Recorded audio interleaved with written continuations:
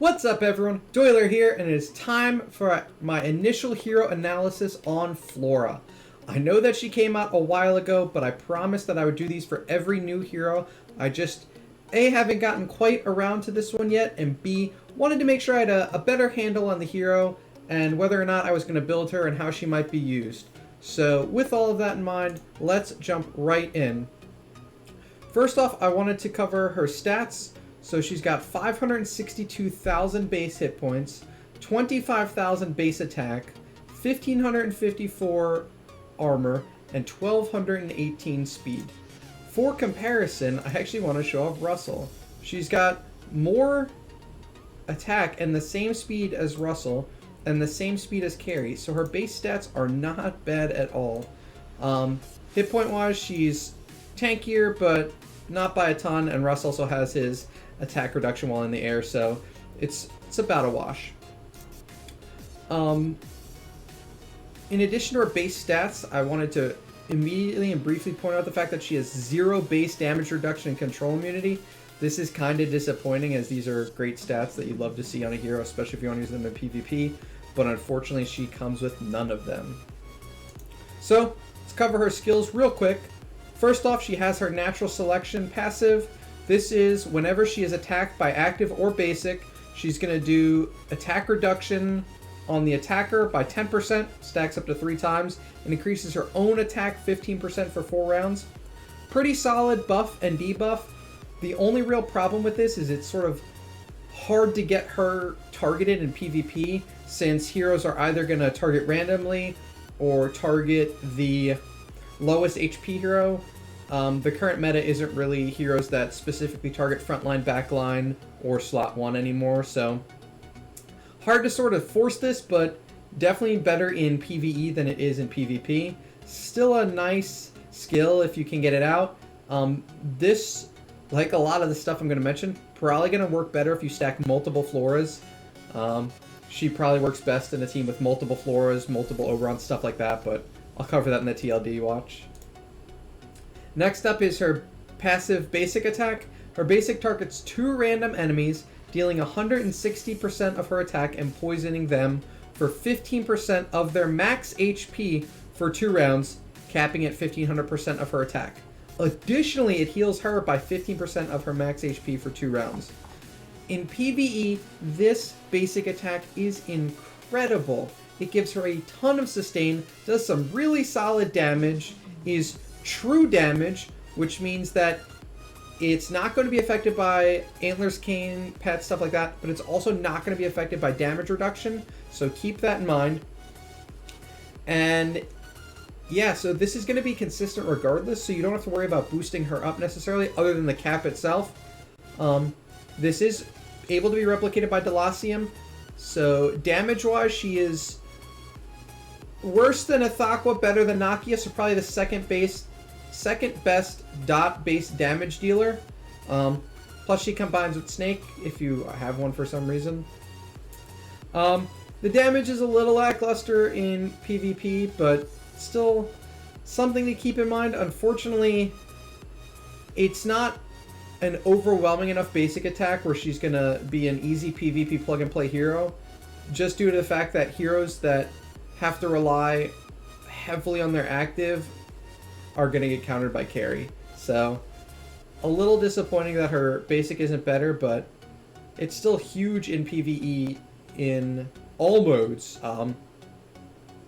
especially Tower of Oblivion and Aspen Dungeon, but also Flame Shrine and Broken Spaces. Damage-wise, she'd replace a Garuda in one of those boost comps, so run something like Flora, Drake, Rogan, Olivia, Heartwatcher, and Belrain or something, with a Snake, because you don't need a Death Swarm with Phoenix, and you could have a really solid high damage PvE team. That said, Garuda's better in PvP, so keep that in mind. Her passive skill gives 25% attack, 40% HP, 30% crit, and 60 speed, so again, this puts her at the 12-18 speed tier, same as Carrie, same as Russell, I believe, yep, same as Tick, so very homogenous sort of speed tiering. The only downside is if you focused on your dark statue and not your light statue, she may be slower than some carries for the time being. And finally, her active skill. This is going to shoot out her little pixie right here. It'll bounce between enemies randomly. It won't go to the same target twice. And it's going to do 400% of attack with a 30% chance to twine the first target.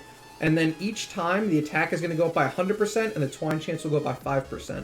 This means that the final attack is going to be 900% of her attack. Fairly high, but lower than something like Russell's 1600%. So even though she has a higher attack stat than Russell, her active is going to be doing a bit less damage. Twine is a good CC, so if you're Twine, you can't do active, basic, extra, or counterattack. That said, this rate is a little low. So purely base rate, it's going to be 30, 35, 40, 45, 50, 55. So on average, she'll twine 2.5 targets. If she's using a base Rui against 0% control immunity, these numbers will increase to 45, 53, and so on. She'll average 3.8 out of 6 targets. That said, where the real magic happens is if you can get her all the way up to a Splendid Rui, even against 77% control immunity, which seems like an arbitrary number, but it's the one I've been using for my calculations. 77% is 6% base, 6% from a skin, 20% from tech, 16% from Team Aura, so 2 light and 2 dark heroes, and 35% from Void enables. So this is assuming that everyone has the same Void Spiral as Shia. You will still get twine rates of 70, 81, 93, 105, 116, and 128%. So on average, she's going to twine about 4 out of 6 heroes, so not bad at all. But you are going to need to put a Splendid Rui on her instead of someone like a Sherlock, so a little disappointing in the end. So that covers her basic stats. Where she shines, I think she's going to be best in Tower of Oblivion and Aspen Dungeon, as well as early to mid-game. Tower of Oblivion, since she has a max HP based dot, it's going to scale with the enemies, just like heroes like Ada, Tix, etc. Anything that can scale with enemies is going to shine in Tower of Oblivion. Same as Aspen. The only downside to her in Aspen is while she does do some waves really well, she can farm energy almost as well as Tix. She crushes single and dual waves. She does fall off a bit after Death 50 plus, and there's nothing she's best at. So if you already have 5 Aspen heroes, it's not like you're going to be like, ooh, I can add a Flora for this wave. If you are still transitioning to Aspen, she'd be a great addition, but she doesn't do any waves better than heroes. All of the waves she beats are pretty easily beaten already. As far as the Realms Gate, as a solo E5 hero, she's on the similar level to Cthulhu, which makes sense. She has decent damage and decent sustain, so she can handle Void Corruption 4, 5, 6 solo. Higher than that is going to be pretty difficult. Like I said, Flame Shrine and Broken Spaces, she works. She's not the best, so Delacium Armor, you're looking at Ithaqua downgrade or Nakia upgrade. PvE boost, sort of your boost composition like I run with 5 support heroes and a damage dealer. She's going to be comparable to Garuda, but worse than Ithaqua and Russell. CC-wise, she's decent, but not amazing. I do think she'll also shine in Flora/Oberon armies. Maybe on my main account, I'll build a mini Flora to go with the 6 9-star, or the 4 9-star Oberons I'll be running for Guild Wars and IDA. Try that. And then, endgame PvP, she struggles against carry because she does rely heavily on her active. But damage-wise, she doesn't get that heavily out-damaged by Russell. But again, he's better than her at it. I think she will do better in sustain teams due to the fact that she has the healing over time. She has a dot that is stackable. She can do attack reduction. Unfortunately, the current meta is very speed and damage heavy. It's rare to go past round 5. If the meta were to shift or you were to build a team around her sustain, definitely viable. Maybe a couple of Sherlocks, a couple of carries, Olivia, Bellarine, Ignis, stuff like that. She'll be a little better. All of her stuff can be purified since it isn't damage per se, so you're going to want to stack her with more debuffs. Sphinx is nice since it has the armor break. Anyone with armor break, attack reduction, I think she would work really well with a Tix, since he has attack reduction to stack with hers, and B, it's just more debuffs to have to purify. When she works, she's good. When she doesn't, she's disappointing. Again, her damage is comparable to Carrie and Russell. Yeah, so that covers her endgame PvP. Sealand, I'd love to test her some more. My gut says it may make for Sealand a little more minimal, that we may be able to see an E5 plus an E3 clear. Maybe E5 Garuda and E3 Flora, vice versa. I'd love to test this if you have an account I could try. It may lower the requirements for Forest, making it a lot less miserable than I did it, but we'll have to see. As a solo E5, she can take out probably Sealand 12 fairly easily, so a little worse than Cthulhu, but I think she'll go further with some support.